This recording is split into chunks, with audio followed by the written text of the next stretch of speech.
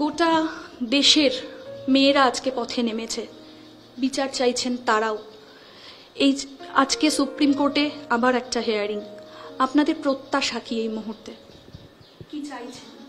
আমরা বিচার চাইছি। কে সিবিআই, কে কি আমরা কিছুই জানি না।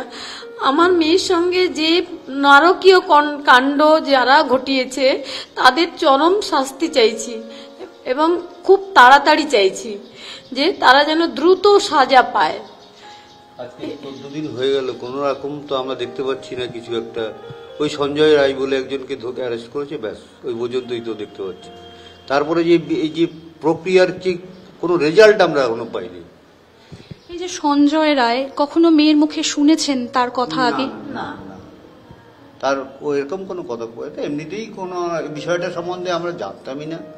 আর কলেজ ডিপার্টমেন্টকে তো আমরা প্রথম থেকেই দায়ী করে আসছি, এবং যারা এর সঙ্গে যুক্ত তারা কলেজের ভেতরেরই যে লোকজন, আমাদের ধারণা কি, কারণ বাইরে থেকে কেউ উড়ে এসে কাজটা করেনি। সঞ্জয় যদি করে থাকে তাকে কেউ কেউ নিয়োগ করা হয়েছে। একটু মেয়ের কথা একটু শুনি। মেয়ে তো বড় হলে তো একটা কথা আমি বলতে চাইছি, যারাই আমার মেয়েকে নিয়ে বিভিন্ন রকম fake video, fake news social মিডিয়াতে পোস্ট করছে, আমার একটা আমরা তীব্র প্রতিবাদ জানাচ্ছি। এগুলোর দিকে আপনারা একটু করুন, তারা যেন এগুলো বন্ধ করে, মাধ্যমে এগুলো প্রচার করে তারা যেন অবশ্যই এগুলোকে বন্ধ করে। আমাদের খুবই দেখতে নোংরামি লাগছে। কেউ কিছু জানে না, অথচ একটা এমন এমন মন্তব্য, তারাই যেন বড় বড় এজেন্সি, এবং তারা তদন্ত করে সব তদন্ত শেষ করে ফেলেছে, আমরা কিছুই জানি না। মানে বিপদে চালিত করার চেষ্টা হচ্ছে একটা দিক থেকে। এই জিনিসটা আমাদের খুবই খারাপ লাগছে। সোশ্যাল মিডিয়া আমরা দেখি না, আমাদের আশেপাশের যারা তারা সব দেখে সমস্ত আমাদের কাছে আলোচনা করছে, তাদেরও খারাপ লাগে। কারণ আত্মীয় স্বজন সবাই যারা যারা আমার মেয়েকে চেনে, এসব এই বিষয়টা একটু সবাইকে, একমাত্র মেয়ে চলে গেছে, তাকে নিয়ে কেউ ব্যবসা করবেন না প্লিজ। এই রিল বানিয়ে এসব নিয়ে ব্যবসা করবেন না, এদিকে আপনারা একটু নজর দিন যাতে কেউ না করে এটা। প্রচার করে যেন সবাইকে একটু বলা হয়। অবশ্যই আমরা সংবাদ মাধ্যম হিসেবে আমাদের একটা দায়, আমাদের একটা দায়িত্ব সবটাই রয়েছে, আমরা সেটাই চেষ্টা করব। একটু এই যে যখন আরজি করেও চান্স পেল, তখন আপনি গেছিলেন ভর্তি করতে? আমি গেছিলাম, উনি ছিলেন না, আমি গেছিলাম। কিন্তু ভর্তির দিন আমি গেছিলাম।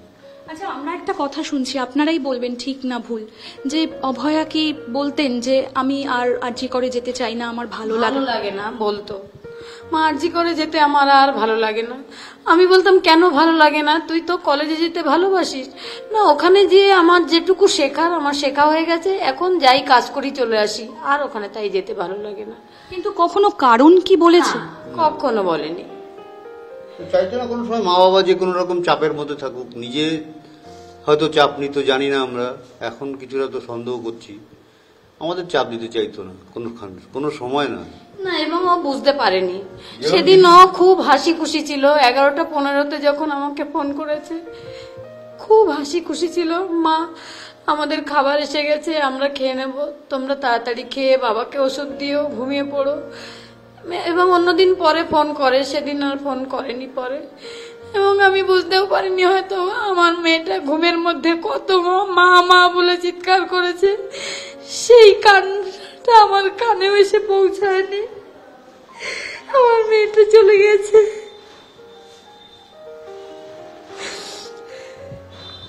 এই যে যখন ও MBBS পড়া শুরু করেছিল, নিজের ইচ্ছে না আপনাদের স্বপ্ন ছিল? না, ওর নিজের ইচ্ছে।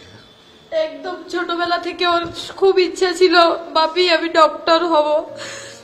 এবং আমরা তার জন্য যতটা চেষ্টা করেছি, যতটা আমরা পারি, কিন্তু ও সবসময় পড়াশোনার মধ্যে থাকতো, যাতে ভালো রেজাল্ট হয়, এবং সবসময় চাইতো এমডিতে আমি গোল্ড মেডেল পাবো। সেদিনও লিখে রেখে গেছে, আমার এমডিতে গোল্ড মেডেল চাই। মেয়ের কি ডায়েরি লেখার অভ্যেসটা খুব ছোটবেলা থেকে? ছোটবেলা থেকে প্রত্যেক দিন পরের দিন কি ও করবে, কতটা পড়বে, সব রুটিন লিখতো, সব লিখে রাখতো। আচ্ছা, একটা প্রশ্ন আমি আপনাদেরকে করতে চাই। আপনাদের তো জানানো হয়েছে অনেক পরে, 10টারও পরে, 11টার কাছাকাছি। 11টার সময় জানানোই বা কেন হয়েছিল সেটাই তো বুঝতে পারছি না। 4টের সময় আমার মেয়েদেরকে দেখতে দেওয়া হয়েছে। এতক্ষণ ধরে আমাদের ওখানে নিয়ে বসিয়ে রাখার কি যুক্তি ছিল তারাই জানেন। কিন্তু কলেজ কর্তৃপক্ষ আমাদের সঙ্গে এতক্ষণ ধরে কোনো কথা, প্রিন্সিপাল তো কাছে বলেনও নি যে এর জন্য আমি দুঃখিত বা চেষ্টা করছি, দেখি কি করা যায়। কোনো আজ পর্যন্ত কেউ আমাদের সঙ্গে কলেজ থেকে এখনো যোগাযোগ করে, এবং জুনিয়ররাও না। আমরা তো মেয়েটাকে ওনাদের দায়িত্বেই পাঠিয়েছিলাম, ওখানেও একটা অন ডিউটি ডক্টর, আমরা তো ভাবতেই পারিনি ওখানেও সিকিউরিটি ছাড়া এভাবে ও চরম পরিণতি হয়ে যাবে।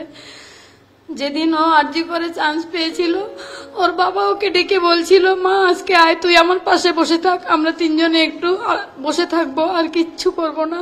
এত আনন্দ পেয়েছিলাম, আর সেখানেই আমার মেয়ের প্রাণটাই চলে গেল। বুঝতে পারছি কাকু, শক্ত হতে হবে। আমিও একটা মেয়ের মা, আমারও বাড়িতে আজকে কিন্তু পারছি না, কিন্তু এই যে পরিস্থিতি কিছুতেই শক্ত থাকতে পারছি না, ভেঙে পড়ছি আপনা থেকেই। তবুও চেষ্টা করছি লড়াইটা যাতে লড়তে পারি। এবং আমরা যে হাইকোর্টে কেস করেছিলাম, আমরা এটা সুষ্ঠু একটা তদন্ত চেয়েছিলাম। সিবিআই যে আমরা সরাসরি চেয়েছি তা কিন্তু না, কোর্ট মনে করেছে সিবিআই কে দেওয়া উচিত, সেই জন্য কোর্ট দিয়েছে। কিন্তু সিবিআই যে কি প্রোগ্রেস করছে সে সিবিআই জানে। আমরা কোনো রাজনীতির রঙও চাই না, সিবিআই ইডি কিছুই বুঝি না। আমরা চাই মেয়ের দোষীদের পূর্ণ তদন্ত হয়ে পুরো বিচার ব্যবস্থা, দোষীদের শাস্তি এবং বিচার ব্যবস্থা আমাদের সঙ্গে সহযোগিতা করবে। আচ্ছা, বড় হলে তো মেয়েরা মায়ের বন্ধু হয়, আপনার কার সাথে ভালো সম্পর্ক বেশি ছিল? সব কথা শেয়ার করতে, সব আমার সঙ্গে শেয়ার করতো। এমনকি ডিউটি শেষে আবার আমার মেয়ে চেম্বারে যেত, চেম্বার থেকে বাড়ি এসে টিভিটাও বন্ধ করে দিত, বন্ধ করে আমাকে টেনে নিয়ে ঘরে চলে যেত, মা সারাদিন তো আমি বাড়ি ছিলাম না, এখন আমার সাথে থাকো। আমি অনেকের কাছেই শুনেছি হাতের লেখা একদম মুক্তোর মতো। হাতের লেখা, ওটা আমার থেকেই শিখেছিল মেয়ে। তার প্রেসক্রিপশনও আমরা দেখেছি, কারণ সোদপুরে আমাদেরও অনেক পরিচিত ওনার কাছে দেখাতে আসতেন, তারা বলতেন যে মুক্তোর মতো হাতের লেখা। এখানে সবাই বলছেন যে রাত বিরেতে ডাকলেই পাওয়া যেত, সবার বাড়ি বাড়ি গিয়ে দেখে। কোভিডের সময় একদিন 3-4 দিনও বাড়িতে আসতো না, মধ্যমগ্রাম মিউনিসিপ্যালিটি হসপিটাল থেকে গাড়ি পাঠিয়ে নিয়ে যেত, আর বাড়িতেই আসতে পারতো না, পরিষেবা দিতে হতো ওখানে। সবাই পেশেন্ট দেখতে ভীষণ ভালোবাসতো আমার মেয়ে। আচ্ছা, এই যে টানা 36 ঘন্টা ডিউটির কথা আমরা শুনেছি, এটা কি মাঝে মধ্যেই পড়তো? সপ্তাহে মাসে 4টে করে প্লাস একটা, 4টে প্লাস একটা পড়তো।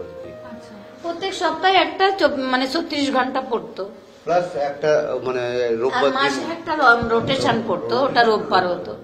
আচ্ছা, এই যে কখন বেরোতেন আর কখন আসতেন? বৃহস্পতিবার 8টা 10-এ বাড়ি থেকে বেরিয়েছিল, বৃহস্পতিবার আউটডোর ডিউটি, 4টে-5টে বাজতো আস্তে আস্তে। আর বৃহস্পতিবার পরের দিন শুক্রবারে 4টে নাগাদ বাড়ি ফিরে আসতো। কিন্তু সকালেও তো ঘুম থেকে উঠে একবার ফোন করতেন বাড়িতে, ডিউটি জয়েন করার আগে ফোন করে নিত। সেদিন যখন সকালে ফোনটা এলো না, কখনো কি? আমি করেছিলাম, আমি দুবার করেছি, আমি তো বাড়িতে ছিলাম না, উনি বাড়িতে ছিল না, আমি দুবার করেছি। 8:30 নাগাদ ও ফোন করে, যেহেতু 8:30টার সময় আমি দুবার ফোন করেছি, ফোন তোলেনি। আমি ভেবেছি অন্য কাজে ব্যস্ত আছে।